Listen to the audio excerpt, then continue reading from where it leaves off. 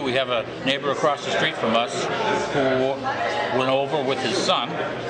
This particular person was in a Hummer that was destroyed, I guess, by an IED. The other person in the vehicle was killed, and our neighbor, whose name is Randy, was severely injured and still suffers from all these problems that we hear about on the news, and is having all these problems with the VA and trying to get some of these issues addressed. Well, I can't believe that our country would do that to a veteran.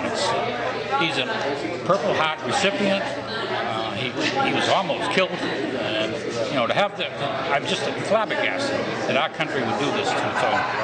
I don't have to be directly affected to feel the concerns of this country. There are so many young people that's dying needlessly, and it's not for America. You can't put it on freedom. It is my belief that our military power is our most precious resource because it involves our young men and women sacrificing themselves. We have the best fighting force on earth, and we should continue to have it. But because it's precious and it's costly, both in terms of lives and treasure, we have to make sure that we are using our military not as the first resort, but as the last resort when other tools in the toolbox fail. Every family is touched by a veteran. Like a big honor. And no single veteran should have to wait in line like maybe weeks before he or she could be served.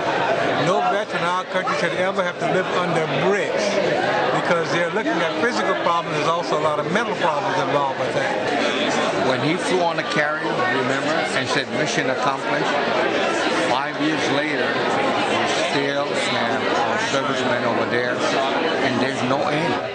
I could see some justification for going into Afghanistan, but I feel like the Bush administration used the step into Afghanistan as an excuse to get into Iraq. I think it's been a terrible mistake, and I think we should end it as soon as we could. Now, I'm not against war, mind you, but it should be a just war, and I don't see this as being one. We do have genuine enemies and real threats, and there are security steps that we do have to take. But what I want to make sure of is that a court somewhere is looking over my shoulder as president to make sure that not only me, but somebody in my administration is not abusing that power. I think when and if Obama becomes the president, we'll see a lot of good changes for the country, for the best. In the first few months of being in office, I'm going to stand in front of the United Nations General Assembly, and I'm going to say, you know what, we're open for business again.